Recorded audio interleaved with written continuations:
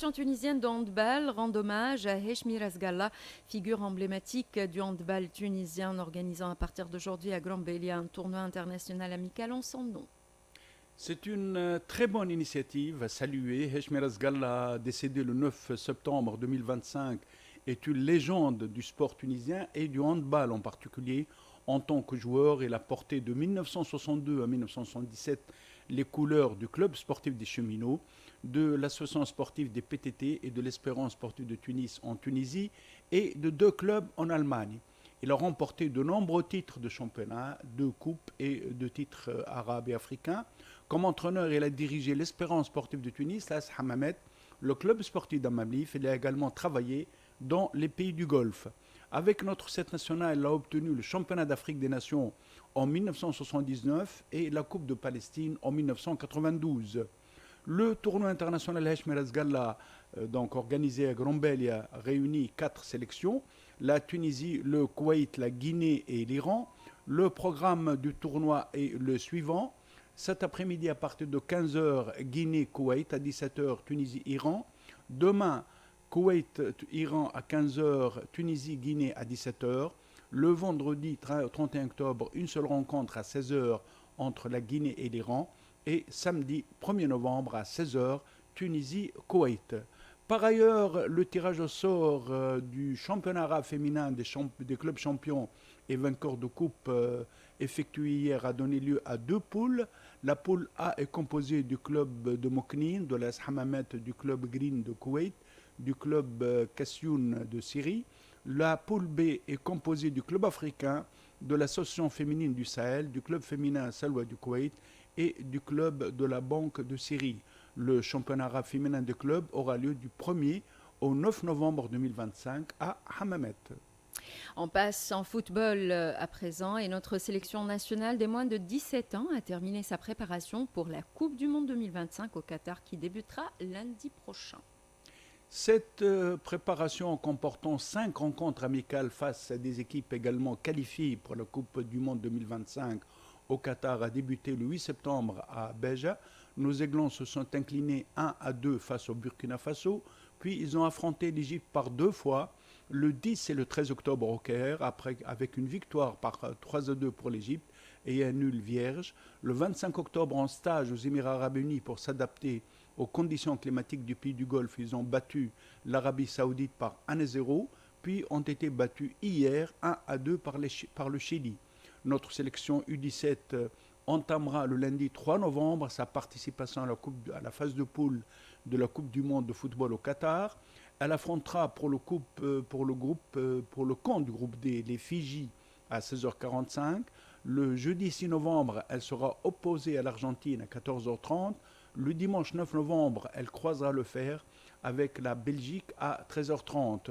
Pour cette quatrième participation au mondial, nos Aiglons vont tenter de faire mieux que leurs prédécesseurs qui ont atteint par deux fois les huitièmes de finale en 2007 et en 2013. Football encore et la troisième tranche des matchs de la 11e journée du championnat de Tunisie de Ligue 1 aura lieu cet après-midi. Cette tranche comporte trois matchs qui auront lieu à partir de 14h30. L'affiche se déroulera au Bardo entre le Stade tunisien 2e et le club sportif sfaxien 7e.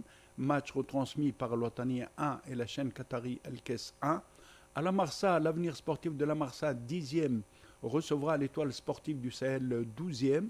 Match retransmis par l'Otanien 2. Enfin, à Monastir, l'Union sportive monastirienne offrira l'hospitalité à l'Union sportive de Mengerden 14e, match retransmis par Al-Wataniya 2. La dernière rencontre de la 11e journée opposant l'Espérance sportive de Tunis 3e au club athlétique Bizertin 7e aura lieu demain à partir de 14h30 au stade Hamadi Agribi de Rades.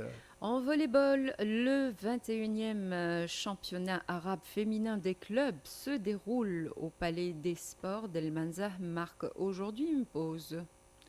Cette compétition qui devait se dérouler normalement avec deux groupes, se déroule finalement en formule de championnat avec la participation de 7 clubs dont 3 Tunisiens. La troisième journée disputée hier a enregistré la victoire de l'Espérance sportive de Tunis face à Salwa Soubeh par 3-7-0. Le club féminin de Carthage a battu El Ayoun du Koweït par 3-7-0 et Nasriya Bjaya d'Algérie s'est imposé par le même score face à Al-Roued de Syrie. Demain aura lieu la 4e journée du championnat arabe féminin des clubs de volleyball. Au programme au Palais des Sports d'El Menza à 14h, Nasriya Bjaya d'Algérie face à Salwa Soubeh du Koweït. À 16h, Al-Roued de Syrie devant le club africain.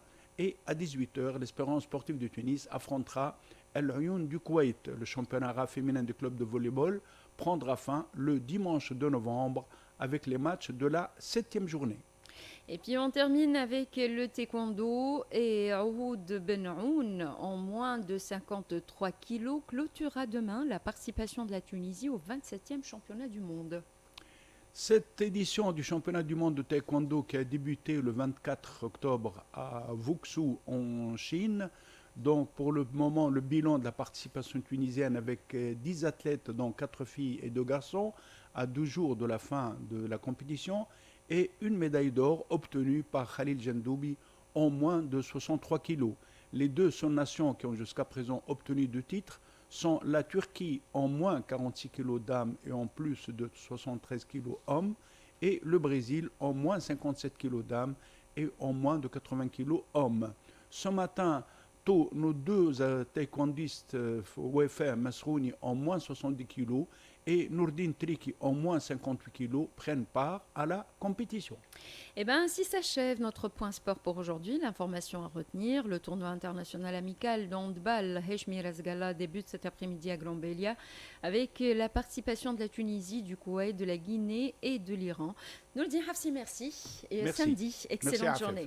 Merci. You were born in a small town.